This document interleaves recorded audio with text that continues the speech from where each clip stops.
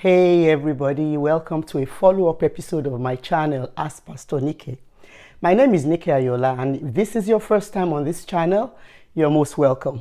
Please remember to subscribe to the channel before you leave, and please everyone, I crave your indulgence to remember to click the like button, that's the thumbs up sign, during or at the end of this video.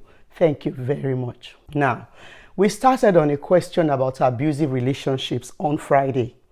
And my prayer is that if you are in such a situation, that you are convinced by now that God's love and concern for you and your well-being is greater and higher than anybody's interpretation of scripture and human traditions.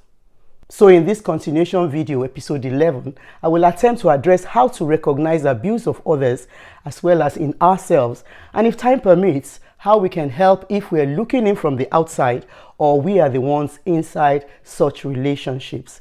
But before I continue, there are two caveats that I need to issue up front. The first is to remind us that God hates divorce, and that this declaration by God is for our own benefit, so that the children, the vulnerable ones in the home, can be protected. Nowhere in the scriptures are we told that, we can leave our marriage because we are not happy with our spouse, or because we are no longer in love with them, or maybe because we think, we could have done better. Please remember I said that even if feelings or circumstances and facts change, our vows must still be kept. No one, and definitely not me, is advocating for people to walk away from their homes. And so this leads me to the second caveat that I said I'd like to issue. And that's to remind us again that what God has joined together, let no man put asunder.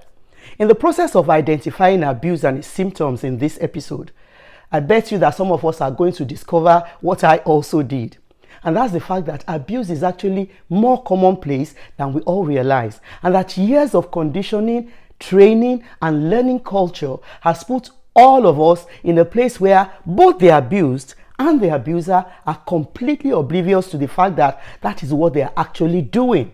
If at the end of the day you find that some of these signs and symptoms exist in your relationship, it is simply an opportunity for you to deal with it so that all of us can align ourselves with the wonderful purpose of God for our marriages. Every relationship started with hope. And every union has great potentials if only the people involved are committed to doing what is necessary and required of them. So please, knowledge is power. And let us use this knowledge to build up and not to pull down. So now we're going to start with some academic exercise. And I will attempt to define abuse in its various forms of manifestation. Now, abuse in all its different forms is actually about control. You see, abuse in marriage is simply the attempted domination and control of a partner, by another. Honestly, the violence is not the issue. Violence is simply a tool, a tool to gain control of the other person, and it is either that or is a byproduct, a fallout of trying to control the other person. So you can see that it's all about control. And this problem of control actually normally starts out as emotional or psychological abuse, the one that goes on a lot of times behind the scenes in many relationships, but eventually it escalates to physical abuse or violence. For many women, there may never be physical abuse, but the emotional and psychological abuse is equally traumatic and even more difficult to both establish or deal with. Now, let's look at some examples of control in marital relationships. First of all, when you have a spouse, having to take permission to go anywhere or to meet and socialize with others, it's not a sign of love, no. Whenever there is restriction of movement in whatever form, and you as a spouse are compelled to run your programs or your schedule by the other person for permission, please, it is an example of abuse. This is not saying that you are not accountable to your partner, about how you spend your time or your schedule, maybe your schedule at work and things like that. Remember, giving of information is different from asking permission. I'm talking about asking permission. Secondly, when one spouse is constantly calling, texting, or tracking the other spouse, asking where they are, who they are with, what they are doing, that's another example, of abuse. Let me add here that if you are already engaged, if you are just engaged, you are engaged and you're already having this kind of situation occurring where your partner is asking, where are you? What are you doing? Who is there? And, it's a huge red flag. It's not love. So you better think again. Then financial control is the third, and it's a huge part of abuse. This is where one partner makes sure that there is little or no money available to the spouse, even when they are not the one making the money per se, or when they make the spouse account for every penny that is spent. It's an example of abuse. What the controlling partner is doing is to make the other person totally dependent on him or her for every little and every insignificant thing. You know that money is a big deal in every relationship. Also, where there are constant accusations, and some of these accusations are so sordid and bizarre that they can't even be voiced out. It is emotional control. Possessiveness is just like that. When your spouse says things like, "Oh, I want you exclusively to myself," it should not be mistaken as an expression of love. After all, you didn't fall out of the sky for your partner's purpose alone. Every one of us came into marriage from somewhere. Jealousy is another one. And no matter how you spin it, it is a toxic emotion. When one spouse is always accusing the other of having an affair and is expressing suspicion about every member of the opposite sex in their circle or orbit of vicinity, maybe at work, a colleague and all of that, it is control. And of course, name calling, put downs, both publicly and privately.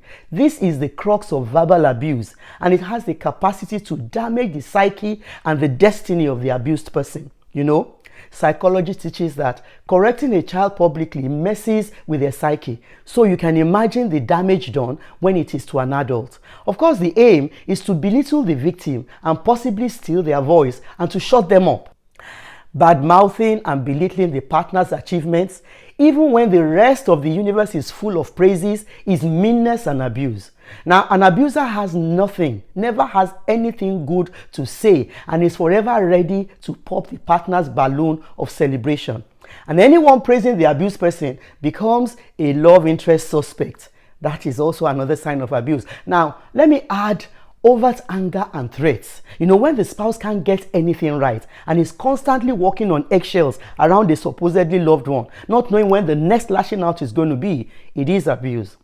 Now, a lot of the examples I've mentioned so far are all dovetailing towards one weapon that an abuser normally uses, and that is intimidation. There will be overt and cursory attempts to intimidate the other person. This, of course, is the end goal. It is to subdue, to subjugate, and to control by fear, and it is very sickening.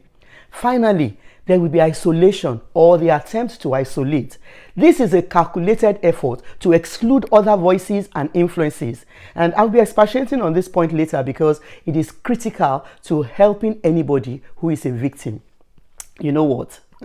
As we hear about these things, it would be good to keep a tab on our thoughts as well as we all do a quick examination of our lives and of the lives of all of our loved ones. So, having talked about examples of how abuse can present, let us now identify signs that show a person is being abused.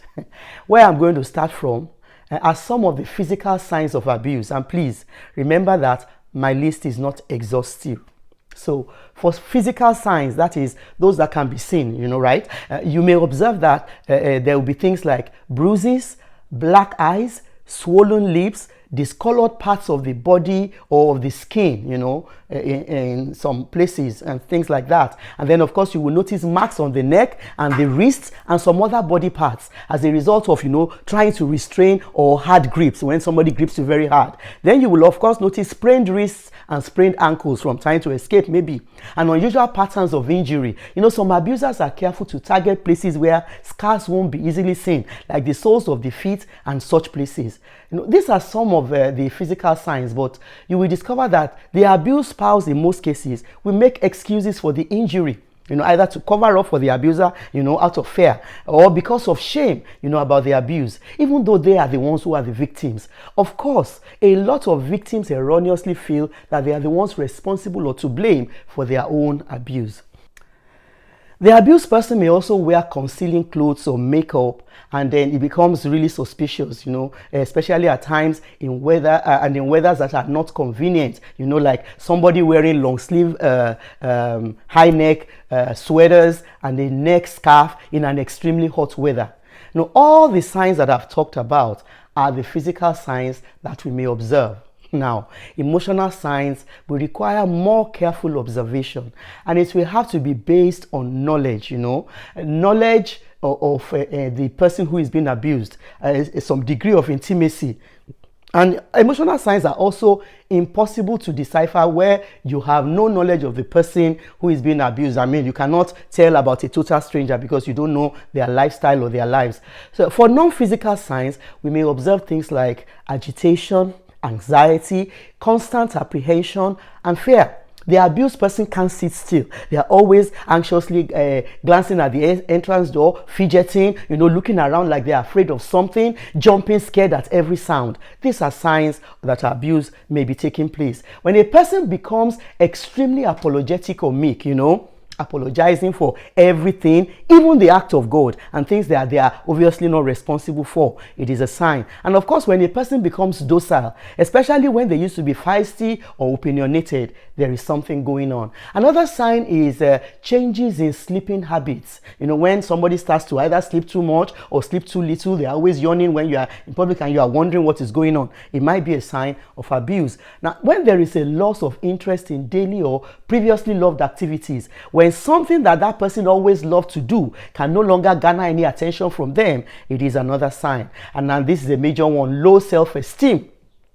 This is buying into the negative mindset that comes with the put downs and the deliberate bad mouthing of the spouse. It's a result of an accumulation of negative comments that end up being internalized by the person who is abused. And a deficit in this area is often very difficult to reverse. Addiction is also a possible outcome. Many times, addiction is a cry out for help for an emotional issue or trauma. And the substance that is abused could be drugs, it could be alcohol, it can even be addiction to food, maybe things like sugar, salt, and some bizarre things like that. Lying underneath all of this is a very serious and difficult sign of depression or suicidal thoughts. External intervention will probably be required if a person gets to this stage. Now, let me mention some of the red flags that we all should pay attention to, especially with respect to our loved ones. These are red flags. When a friend or sister becomes reserved and distant, it is a red flag. When there is a deliberate isolation of themselves, when they exclude themselves from gatherings and things like that, it is. And sometimes it may just be the guilty spouse who is making the attempts to isolate the abused. So for example, when you can't reach the person and the spouse keeps saying, "Oh, don't worry, they are fine," it is a red flag. Now, if the person you are concerned about keeps canceling appointments or meetings at the last minute, or they drop out of activities that you know that they normally enjoy without a good excuse, please look out, it is a red flag. When there is excessive privacy concerning their personal lives, they are closed mouth, they don't say anything either about themselves or about their partner or spouse. When you keep hitting a brick wall every time that you try to do some probing, it is a red flag. Tardiness is also a red flag, especially for someone who used to be punctual, before, and now they are rushing away before you can even establish a contact with them, like breezing in and out before you can say Jack Robinson. It is a red flag. And then where the children are extremely well behaved, when the abusing spouse or parent is around, that's a red flag, because children are always boisterous and playful, especially when they're in the company of other children. But when they shrink into their shells at the presence of a parent, or when the abused parent keeps making excuses and trying to shut down the children, it is a red flag. Now, the last red flag that I'm going to be talking about is for engaged and intending couples, and it comes directly from the story of late Mrs. Osinachi Nwachukwu. If you are planning a wedding, and one person is, maybe the bride or the groom, takes over all the planning, all the decisions, and all the choices, even if they are the one bankrolling the occasion, you better think again. It's your wedding too, and the opportunity for you to have what you desire will be lost forever. Maybe unless you are planning for another marriage in the future. If your future spouse doesn't love you enough to make room for your joy and your pleasure, before you are joined together forever, you already have a picture of what your future life is going to be like. You know, my personal conclusion is that if we all do an honest assessment of our own relationships, we may discover that there are some elements of abuse that we never really paid attention to, or we failed to understand because we didn't recognize it. We didn't recognize it for what it was. We didn't know. Because our time is fast spent, I'm compelled to shift the second part of this question on what we can do and how to help victims of intimate partner abuse to my next video.